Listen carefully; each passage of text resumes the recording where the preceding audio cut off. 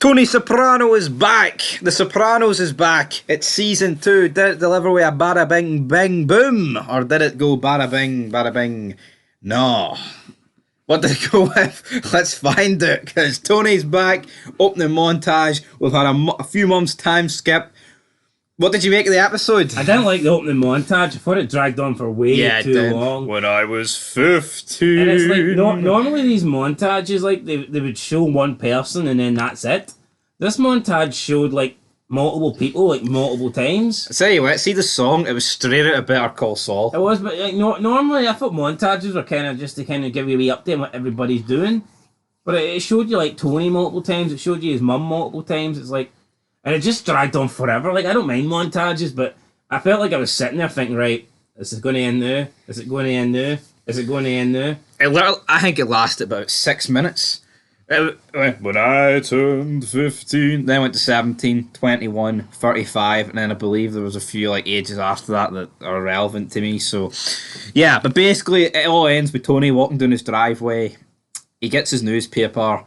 And then, right, this guy is top man, right? He is the boss. And did you not feel like when he spots this car he shot himself? And he's running up the fucking driveway? He's like half running but half looking behind him, and it's like, come on, Tony, be a man. I'm sorry, right? I see if Clay, right, is wearing his patch, or I say Clay's wearing his house coat, right, with his patch underneath, and he goes out to get the newspaper, and he sees a fuck. He just whips off the house coat and brings the shit. He's got a shot. He's got a shotgun inside, and. No, how could people actually define this guy as badass? Like, to me, this is fucking... He's a fucking loser, like, it's weird, he's a mentally ill... No, this is... Fucking freak loser. No, this is sad, like, I can't think of a TV show where someone's actually fucking visibly ran away here. Well, he did it, so... He did it, but turns out who steps out of the car? It's another fellow fat fuck. It is Pussy Bond Pensero. And he emerges and says, can they talk? And Tony's like, yeah, let's talk in the house. And then he's like, you've got to promise me, Tony. You gotta give me your word, Tony. If we're going to the house, Tony might come in our live, player. Tony's like, aye, they basically, you know, I'd try to say this was the best scene of the episode. These two talking. Yeah, I'd say so. It's a shame it happens like 10 minutes in and we don't get really anything else relevant, but basically he lets him know where he was. His back went and said due to things up here. He went to Puerto Rico and he was loving life and he decided to come back because guess what? He needs to pay for his kids' colleges and all that good stuff. But he also kind of suggested the reason he went was because they all thought he was a rat. Yeah, he's like, Tony, when you came to my house at 3 o'clock in the afternoon and told me how much of a good friend I was, I knew it was time to go. But, I mean... But that's another thing. He goes to Puerto Rico, right, and leaves his family in the lurch. Obviously, right, in the mafia, if you don't know, family's off limits. You can't attack the family. It's like an unwritten bylaw. It's all about the family. It's all about the family. But he returns, right, and then we do kind of get Tony basically feeling like he's returned to the rest of the group, and then Silvio does his impersonations from the... Just when I thought I was out... They pulled me back in. Yeah, exactly, which I just did not get this in the slightest. But, again, right? He does it all the time, mate. What do you mean you didn't get it? It's like a banter. No, I do, but I mean, I think the way they're laughing at it, right? I mean, I've watched The Godfather. I don't think the impersonation's that fucking good. I feel like literally everyone else in the room could do a better one than him. Well, do you think it was good? Have you seen The Godfather? No, but that's his gimmick. He does that all the time. I knew it was you, Fredo. Well, there's something else, Silvio, mate. You boring bastard. Come on. Right. And it turns out, see the guy that kills the guy at the airport, Philly Parisi, he gets killed. Turns out he's Gigi at a puffery. He basically used to be a part of Junior's crew, right? But it says this on the Wikipedia page, right? But I've already watched this show before, so I had an inkling of what's going on. But see, you didn't have a fucking Scooby. Well, neither did the people watching this review, because you just basically said, aye, some guy got shot, no description of what happened. Yeah, I know, but I'm going to run into the show. I don't feel like it's very well done. I don't think your description in this review is very well done either. So this guy gets dropped off at the airport by Polly. This other guy picks him up. Turns out the guy who's picked him up is essentially acting boss because of a Junior's incarcerated. Yeah, so the guy driving's spilling the beans about Tony.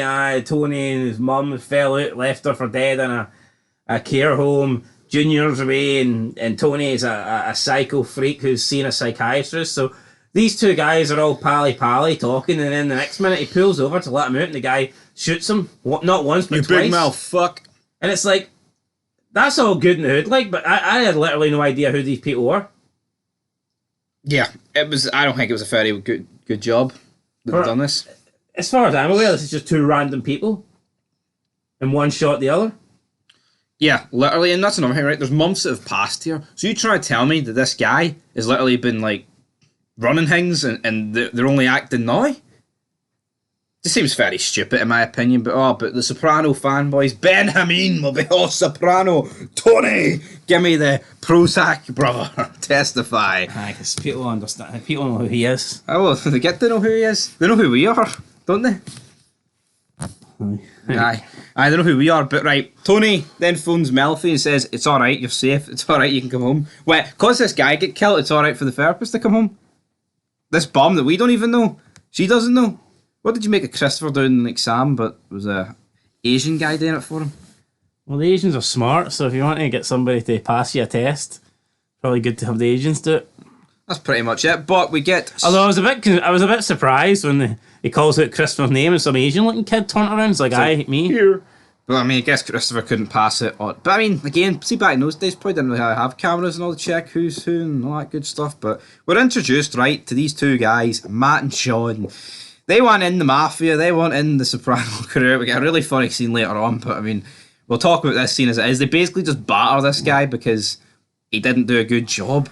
And again, like, this just isn't a good look. I mean, they're trying to go, they're not trying to go legit, but they're trying to portray a legit business, and these two are fucking battering a guy with coffee. Are you not surprised that this is like another Brendan situation, but even worse? Because, I mean, it's not like when Brendan was ever in like a role of doing something like legit. It was always like he was doing, him and Christopher were doing their own thing illegally.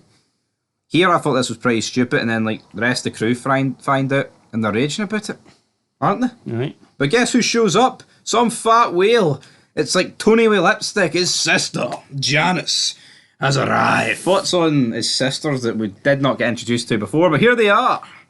I don't understand why one gets made it to be a big deal and then the other one who just randomly appears, it's like they're not a big deal. But they're both getting introduced for the first time. But if I could take a word out of your book, I thought it was very stupid in my opinion. So have I said that a lot? Aye. Every fucking thing you describe pisses me off. Well, you describe the rest of the episode then. Right, so Tony's sister, it turns up, Tony makes fun of her weight, but says, you still look like a teen, but unfortunately you're a fat fuck. He doesn't quite put it in that way, but that's basically what he was suggesting. But it turns out that his sister has maybe got like ulterior motives. You get that one out there. I did that. You did alright. Ulterior motives. She's asking Tony, I'm going to look after Mom, you did your part for the last 20 years, now I'm going to do my part, but in order for me to look after her, I need $400 to get a car started. So Tony gives her money, and she also wants the house. She's going, I'm going to look after Mom in the house and stuff like this, but Tony's like, that house is up for sale, bitch. I know precisely, that's exactly what's going on. So, yeah, but straight away you can just tell, it's like, this person is here for the money. The money. Because let's be honest, like, you know what I mean? They've never, in the last 20 years, according to Tony, they've never showed up. They've never paid a dime towards the mother. They've never checked in to see how the mother is. So, yeah, all of a sudden, when the mother's, out of her house and on her deathbed, all of a sudden... That well is looking tasty. Yeah, that well's looking... There's an opportunity there to, sweep in and... see what's available. Take it, and then Tony, he's driving, right, and he's doing dun dun dun dun dun. He's getting into the tune, then he has. But the tune stops, it fucking freezes, so he starts bashing the dashboard to try and get it to work, and then he takes like a mini seizure or something, has a mini fit, and then he crashes into like 1 mile an hour, crashes into like this post, and then the airbag explodes into his face, and it's like. I mean, you look at him like a big fucking man-child behind the wheel smashing the dashboard because the song is stuck. It's like stuck on a certain word. He's like, it's like, what are you doing, Tony? Come on. I mean, it kind of fits in on his character, but I still cannot believe this is the mob. This is the mob boss. I know. Come on. It is a bit embarrassing, like, for him. Even when he like shows up to the psychiatrist, it's just he's sitting there with like a big red mark on his face. He looks like a fucking bum. You'd expect him to be a guy claiming benefits, DLA, scrounger. I mean, he doesn't seem like a mob boss leader to me, like, but welfare checks in America, that is. But yeah, this isn't a good look for Tony. He visits a new shrink. He basically says, "Here, I'm not going to look after you here because I've seen you on the TV." And then Tony doesn't take well to analyze this. He took it to fucking heart, didn't he, man? He was honestly greeting about this. I know who you are. I know who you are. He was going by some weird name, Tony. He made up a different persona. He was like alias. He was can't remember the name, but it was some goofy sounding name. But the psychiatrist obviously, I've seen you on the news. I mean, at this stage, Tony Soprano's probably got a very like notable face. You know what I mean? Yeah. I'd assume that most people, especially in this area. Yeah. Yeah. So again, he can easily go back to Dr. Melfi, which he will too in due course. But we do get the pool scene where he takes like a psycho inside, then he goes out and just looks at Pussy. He's like heavy breathing. And it's like, what are you going to do? You going to deck him, kiss him, or just fucking Batista bomb him through the swimming pool? You fat fuck. You know? And then you've got Silvio, Polly, and Hesh afraid to laugh at his joke in case he takes it bad, which I thought was funny, but again, it's a bit pathetic that three grown men feel like they can't laugh at a joke because he's there. Even though the joke had nothing to do with him. He was actually making fun of his own wife, what had nothing to do with Tony. Yeah. And these three are sitting there like, can we laugh, Tony? And Hesh isn't even part of the crew. He's just some rich guy who gives them money. Some rich Jew that's just there. So. And also, Carmela's mum and dad are introduced, and the dad just gets jobbed out. Yeah, the dad's getting... He's told to get fucking He's getting groceries. ordered to go and get fucking canned pears. It's like... And they have to be canned. Can't be fresh. And it's like the way she's talking to him, it's almost like he's our butler or something like this. I know. Honestly, it's like... Thingy's mum... What's Tony's wife's... I don't know. I don't know what Carmela? What's her wife mum called again? I can't remember. But you would think that Carmela's mum is like the sister of Olivia. Because they're just really fucking annoying. Oh, you would? The way she was ordering... No, you would absolutely. Him around, like. I think you would absolutely, but this pool party never really goes anywhere. You can't just get people talking about nothing. Usually at these I think in the show that before they've done a good job of like. It is weird though. You've got all these family members, and then you've got these kids sitting next to like mob gangsters on the one bit, and it's like it's just not a good. So it's not. You wouldn't expect all these people to be crammed into the one wee back garden. You could get me, maybe it's Tony's got a big family and he connects family and business or whatever, but I mean, normally it's not what you would... But what the thing is, I mean, how many times have they done it in this show already? This is episode 1 of season 2. How many have you seen? Do you actually... Yeah, like pool parties, barbecue parties, and it's like, honestly, they just seem to do it just to set up like a scene to have like conversations in. It's like, I've never actually... Nothing's ever really happened at one of these parties where it was like... But see, they will now. The fanboys will spin it and be like, "Oh, but it's just to show that's what they do in their regular life." But I see if Walter, I know Walter and Hank, you know, the gang, you know, at the back, they have a few wee. But I mean, it wasn't like one every 2 episodes, which I feel like it literally is in this. Oh, but would he really mix business with pleasure? Would he really have all his captains come around and be in one location, easy to wipe out? No, I don't even mean that. I just mean all his captains have like civilising with his kids. Aye, but that's it. The feud is all about one big happy family. That's just the way they do it. But then again, I didn't really get that vibe for Junior. Probably because I didn't have kids and all that stuff. But I just can't imagine Junior having parties the way Tony does. With all his caps at the back, smoking cigars, and he loves all the attention though, doesn't he? Big fat fuck Tony. But anyway, right then we get. Almost scene of the episode. Basically, Christopher and Adriana are meeting with Sean and what's that guy? The two Sean guys and that Matt, kiss Christopher's ass. And basically, Adriana and Chris are just looking at each other like, we want to kill ourselves. We don't want to be here. And these guys like, hey, can we get in the crew? And he goes, oh, is Tony speaking about us? It's like Tony doesn't even know who they are. Tony doesn't know you fucking exist. And then Adriana tells Christopher to just tell them the truth or something. They're going to kiss your ass anyway. Aye, because he left the gas stove on or something. And then she's annoyed that he didn't just use a lighter. And he said, I'm sorry. And then she brings up the fact that he's a junkie.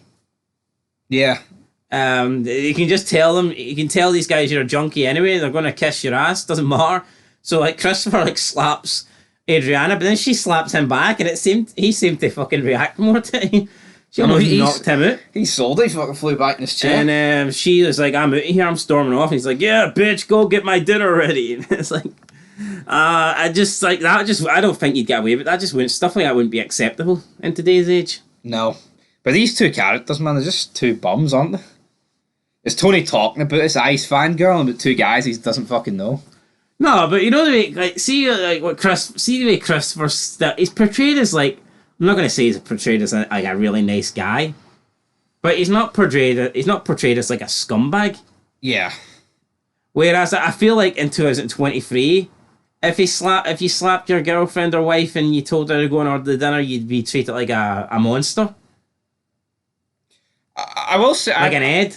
I don't feel in like Walking Dead, who beat up Carl. I will say this though, but I don't think Tony would ever hit Carmel.